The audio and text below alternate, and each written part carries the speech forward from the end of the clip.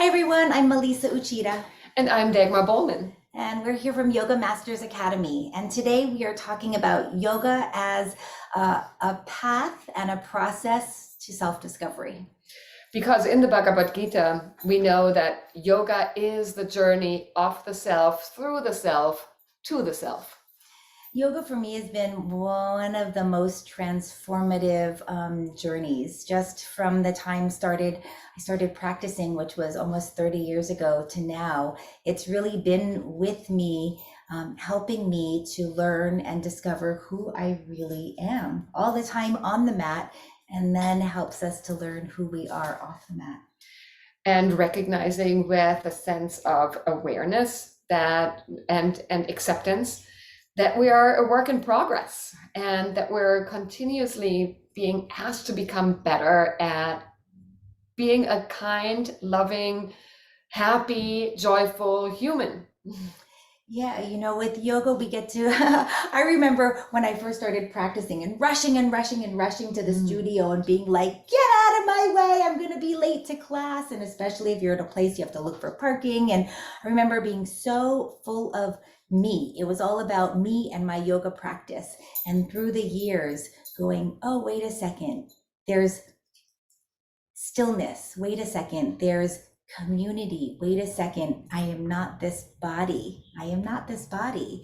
I am so much more. I'm the soul that lives within the body, and opening up to seeing myself through much bigger eyes than the original lens, yes, where we just perceive yoga as being the asana, as being the poses, as being the physical practice. And I still remember in the beginning, the hardest pose for me was Shavasana, just lying still. Oh my goodness. And now it is what I'm craving. It's almost like the bonus, that the reason why I'm doing all the asana work is so that I can find stillness. Yoga Sutra 1.3 says, it is only in the stillness that we become aware of our own true nature, that we need to let all of the busyness of life stop. It comes to a halt so that we can actually be able to experience our own, who we really are, that true nature. And there's nothing wrong with doing the poses, because while we are creating these different shapes, it's not just the shapes that we create in our bodies that is new, but we're also laying down new pathways and new habits for the way that we see the world. There's something called neuroplasticity. So instead of always going through the same patterns, the same samskaras, the same ruts, when we practice yoga, we somehow recognize that we can see things differently. So it broadens the mind just by focusing on the shape of the body in the different poses, or the breath. Yeah, every time we do something new, our brain creates a new neural pathway, which is really what keeps our brain active. And it's something small, even with, if you notice, you always cross your hands.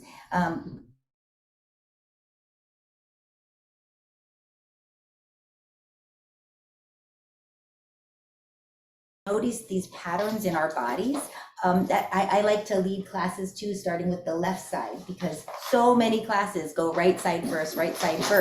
But just to lead with the trains our brain in a whole different way. Oh, as an instructor as well, because if I am always teaching on the right, if I switch it over to the left, I have to focus so much more. And that creates that flexibility, right? The flexibility for my brain. Lucy. We do have a puppy. Yeah. So the flexibility in the body and the flexibility in the mind. And that's really important as we get older. They say, oh, you can't teach an old dog new tricks. Well, that's not true in any way at all. What happens is just the longer we've been ingrained in one pattern, the stronger that pattern is. So it means that we have to create a new pattern in order to retrain the brain in a new way. And we do that by training the body. So when we I can say, plant your foot down, pay attention to your foot. How is your weight in your foot? We can understand that. If we were to say, just don't think about anything. Don't think about that old thing that you keep thinking about, that old thing that really drives you crazy. Stop thinking about that. That probably wouldn't work so well. So we can train our brain through the body. It's this beautiful process of discovering who we really are. And once we start to get rid of all of the conditioning, I know she's got these sharp little teeth. Once we stop, oh my goodness, There she is. what is that? Yeah, she makes a lot of noise, this 5 pounds of ferociousness. So once we get rid of all of the conditioned beliefs and behaviors that we were raised to, how we were raised to act and how we were raised to think, we start to get rid of those on the mat. We literally shed all of this extra stuff. And then that's when we start to go, oh, wait a second.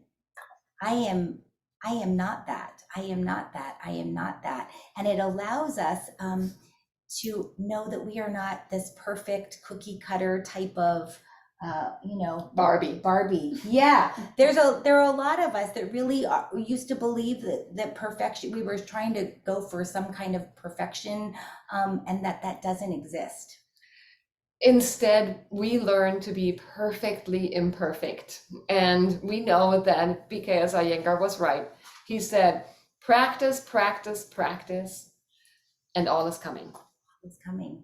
And it really is about getting on your mat. Every time we get on our mat, if we show up with the glasses, the lenses of curiosity, instead of expecting it to be the same way it was yesterday. And that's a really big lesson, I think, for me in my yoga practice, is going, I'm not the same person that I was yesterday. So to expect my yoga practice to look and feel the same way it did yesterday doesn't work. And instead, when I get on my mat with total curiosity, letting go of any stories about who I was, who I used to be, or what I expect, then you open up to all of these new lessons and who you are today.